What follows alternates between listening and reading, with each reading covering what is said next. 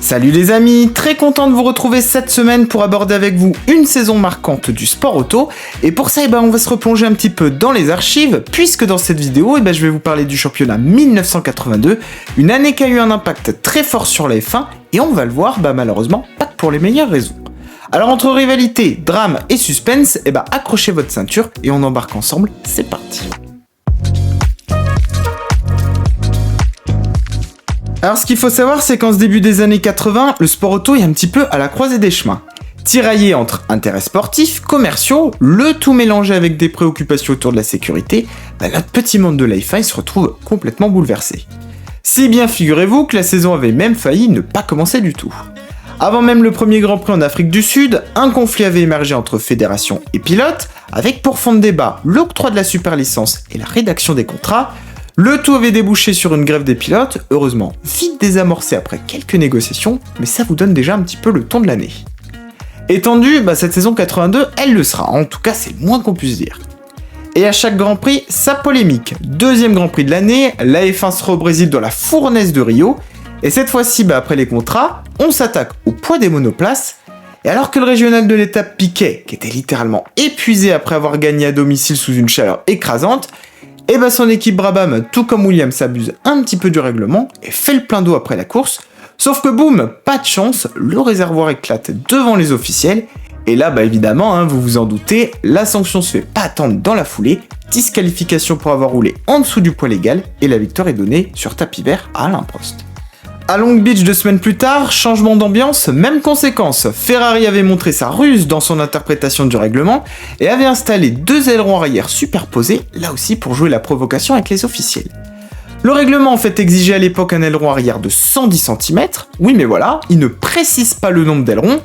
Du coup Ferrari s'est dit que c'était peut-être le moment de tenter un petit coup, d'en apposer 2, l'un légèrement superposé à l'autre. Mais évidemment, même sanction que pour Piquet et Rosberg au Brésil, la voiture sera tout simplement disqualifiée. Et tout ce climat de tension et de provocation, il débouche sur la 4e manche, le Grand Prix de Saint-Marin qui sera un petit peu le summum de toutes ces affaires. Beaucoup d'équipes solidaires de Brabham et de Williams, usant d'ailleurs des mêmes procédés un peu limites, à savoir une majorité de teams qui avaient des voitures atmosphériques, pour contrer les turbos plus puissants, décident de déserter la course malgré la pression des sponsors, pour montrer leur désaccord avec la situation actuelle de la F1, et on se retrouve du coup avec un plateau de 14 pilotes alignés pour le Grand Prix, c'est-à-dire à peu près la moitié de la grille à l'époque, pour une course, je vous le dis, qui était quand même assez improbable. Et si vous pensez que c'était tout, vous vous trompez, puisque aux tensions politiques et sportives sont venues aussi s'ajouter les tensions entre pilotes. Et chez Ferrari, la tension était grande, on roulait à l'époque à domicile, devant son public, et les chances de gagner étaient très élevées.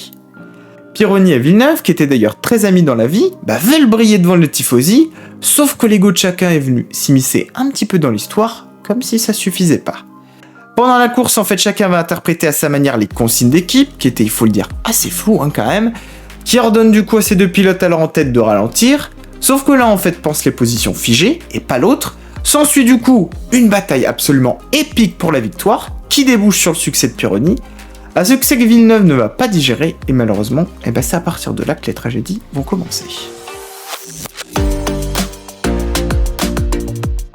Alors après Imola, autant vous dire que la tension est extrême. Chez Ferrari en Belgique, Pironi s'estime dans son bon droit d'avoir gagné, pendant que Villeneuve se sent trahi par son ami et compte bien lui régler ses comptes sur la piste. Bref, c'est un petit peu 2 salles, 2 ambiances. Et samedi après-midi, c'est l'heure de la qualif. Et boum, Pironi signe le meilleur temps, une 16.501. Il en fallait évidemment pas plus pour attiser le feu chez Villeneuve. Et c'est du coup à son tour de partir. Il sort à pleine balle pour aller claquer un temps, sauf que dans son chemin se trouve la marche de Joran Mas, au ralenti pendant que lui déboule à 260 km/h. Et vous vous en doutez, le crash est inévitable. Le silence retentit à Zolder. La Scuderia va tout simplement de perdre l'un de ses pilotes stars.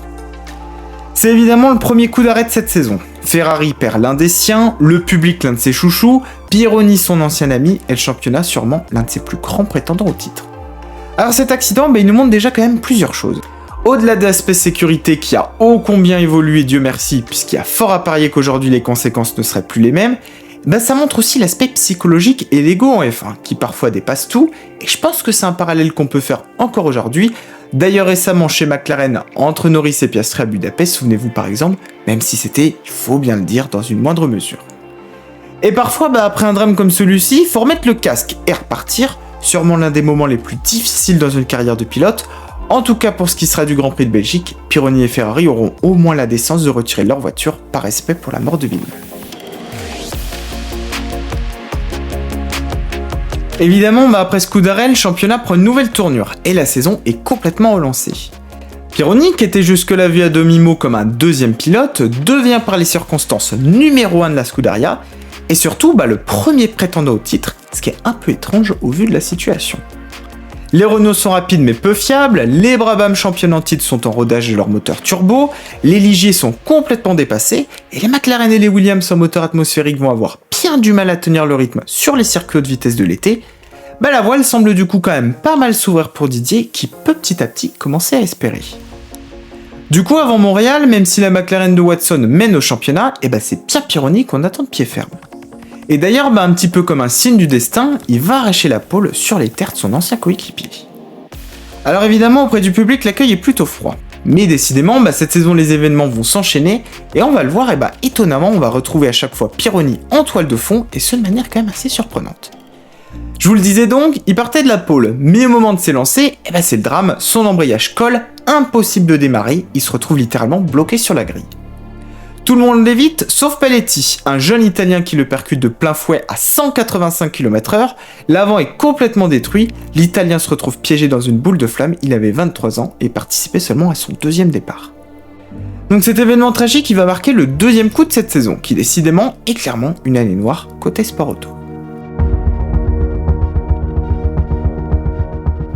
En tout cas, ce qu'on peut dire, c'est que si Ferrari est favori, la saison est quand même ultra indécise, puisqu'en 11 Grands Prix, on compte déjà 7 vainqueurs différents. Et après le Grand Prix de France, Pironi s'en sort très bien, au vu des coups du sort qui le touchent, puisque plutôt régulier avec 2 victoires à Imola et Zandvoort, il se retrouve au championnat avec 9 points d'avance, ce qui veut dire selon le barème de l'époque, un succès d'avance en termes de points. Alors ça paraît peu, mais la concurrence est en fait tellement éparpillée que c'est bien lui le mieux placé pour aller conquérir le titre. Sauf que décidément, tout s'accumule, et un énième coup du sort va encore frapper, et son rêve de devenir le premier Français champion du monde va malheureusement pour lui tourner court.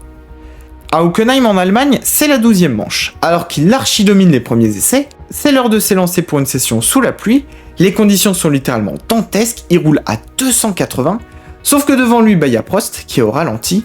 Évidemment Didier ne le voit pas, le choc est littéralement énorme, Pironi percute la Renault de plein fouet et s'envole dans les airs à plus de 10 mètres de haut avant de retomber sur le museau.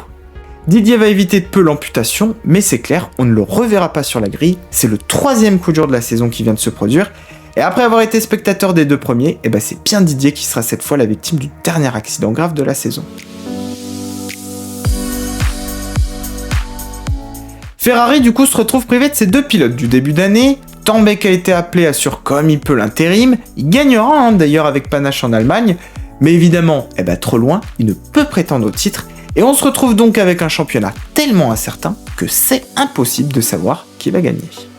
Et la suite de la saison va le prouver, sur les 4 Grands Prix suivants il y aura encore 3 vainqueurs différents, ce qui a porté la saison à un record de 11 sur près de 16 Grands Prix, ce qui en tout cas, d'un point de vue du championnat, vraiment été ultra indécis.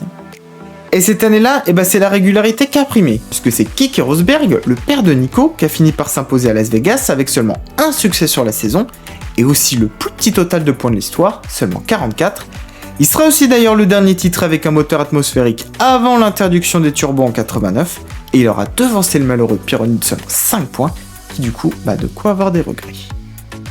En tout cas, si la saison s'est avérée ô combien éprouvante pour tout le monde, elle aura au moins permis d'améliorer la sécurité des voitures, de sensibiliser les mentalités, ce qui pour l'époque a manqué cruellement, il faut le dire, et Dieu merci aujourd'hui, ça fait bien longtemps que le sport auto n'a pas connu comme ça une succession de drames.